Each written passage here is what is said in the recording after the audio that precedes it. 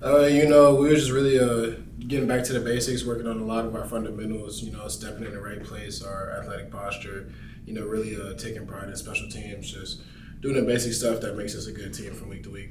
Got a little bit extra time to prepare for this opponent. What have you seen in Robert Morris? They're a good team. They played really two tough opponents at the very beginning of the season. They've got some good athletes, and we've got some good athletes as well. We're just ready to line it up. How was it to have the off week? It was good. Gave us a chance to get healthy, work on some depth, rotate some guys in, just, do everything that we need to as a team as a whole and just get better. What are the keys going to be this week? Try and get a W? Just running to the ball, playing with a relentless effort, stuff that we do every week in and out. And then, just taking pride in the details, our alignment, our assignment, and just having really good communication through and through. You guys do anything special on your off Saturday? Just hang out and watch football? Yeah, just building some team chemistry. We all went out, watched a movie, watched some football, and had a good time with one another. Your first season at Dayton, how the first two games, how's practices, how's it been? What's it like being a Flyer right now? It's awesome. I love the environment, the fans, the family, the relationships I'm building. It's a great place, and I'm really glad I'm here. How did you end up here? After a couple seasons at Cincinnati. I spent 2 years at Cincinnati, and then this December I decided to go in the portal.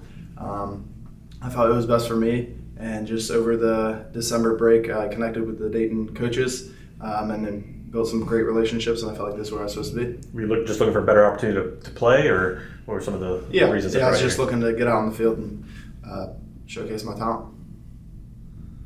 How's it been? I mean, being able, you mentioned, getting out there to play. I'm loving it. I love the coaches I'm around, the players I'm around. Definitely feel at home here. I'm really enjoying every minute. How's your relationship with Bryce? You guys developing a chemistry there early this season? So we were paired. We're roommates, so we lived all in the spring, and then we're living together again. We have a nice connection. Building after practice, during practice, whenever we can. Similar story, transfer looking for playing time. Did that kind of bond you guys a little bit? It did a little bit, yeah. It was our paths kind of crossed. Didn't get to play each other in high school, but right around the same area, and I think it's supposed to happen. What have you seen from the Robert Morris defense? What are the challenges going to be this week? They're a great team, well signed across the board. They played two better opponents the first 2 weeks in West Virginia and Youngstown. But no, I think we got to be able to play our game, focus on us, not shoot ourselves in the foot, win the turnover battle, and just play our game. We've had an extra time, like we talked about last week, preparing for Robert Morris. What have you seen on film? What's it going to take to beat them? Yeah, it was tough ask. They had a couple. They ran a juggernaut, first 2 weeks, but we're able to bounce back and get a nice win last weekend. You always want to see what's going to carry over when you go against different types of opponents, I've been going against Coach Clark.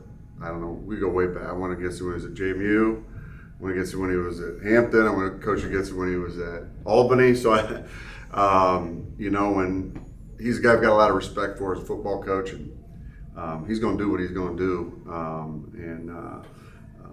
They're going to get in different things offensively and defensively. They're going to get into what they've been doing the last 3 weeks. It's what they did all last year, even though there's a different guy calling it for them defensively.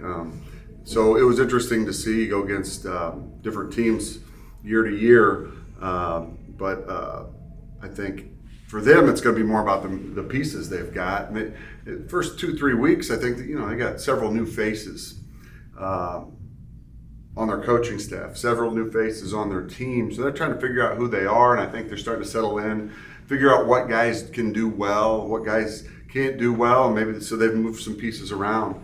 I think especially defensively, and I think they've got a better idea now what they're going to be. And so it's always interesting to see how things shake out in those first couple weeks. So I think as they figure out what they're going to be, we got to take care of ourselves and do things the right way.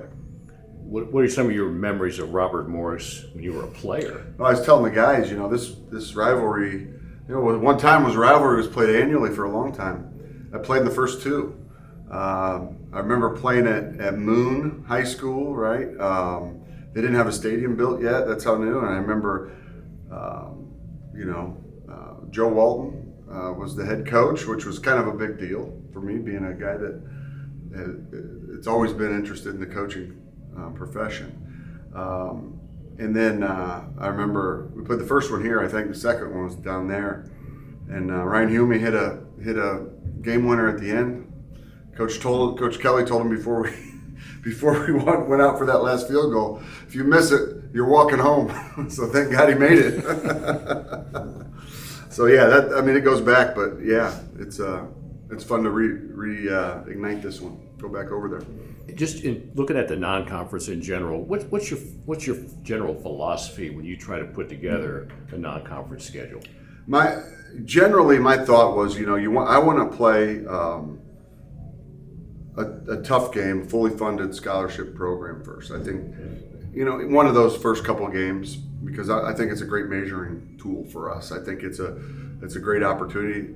You don't want to always play a lesser opponent, because you might win and it looks good, but it doesn't expose anything. When you play against a quality opponent, then you get a chance to maybe get clued into some things that you can fix before you get into conference play and work on.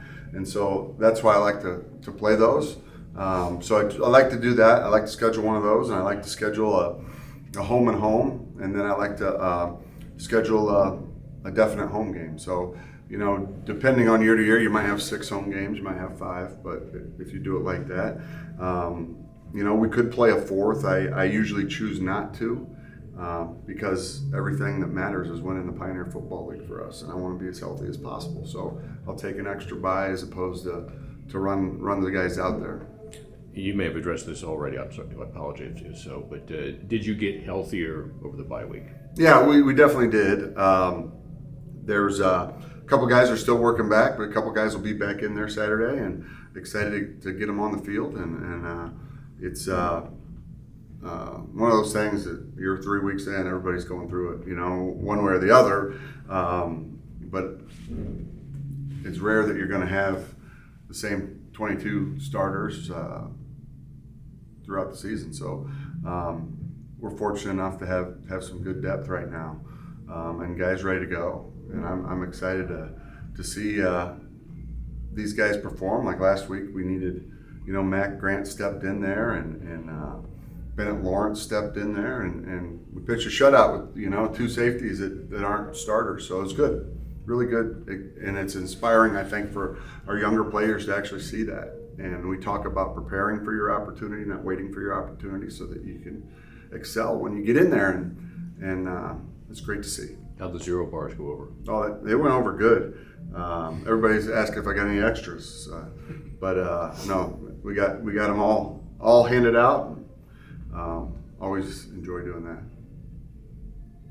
All right, Coach, you got a couple of games in plus a bye week. How much of the playbook is at Bryce's disposal? Are you still working them into stuff, or is it full steam ahead? Yeah, no, we're always going to have some tweaks, adjustments from week to week, and we'll add some things week to week. The whole playbook is and was in. You just might add a few things or tweak a few things depending on the defensive scheme you're going to see. Might tweak a protection, you might tweak how you're blocking a run, you might adjust a route, but all in all, it's mostly in. You can't run everything every week, but you want to, you kind of mix a few things in here and there. You take a few things out to make yourself harder to prepare for. And so they don't know what they're going to get every week. Once you get in 3-4 weeks into the season, you've done most everything. And the unique pieces to me, I think philosophically, is you run 2 or 3, maybe you have 9 different unique things that you do. But you got to run 2, 3, 4 of those every week. But they don't know which ones they're going to get. Yeah. So they got to prepare for all of them. That's my philosophy on it.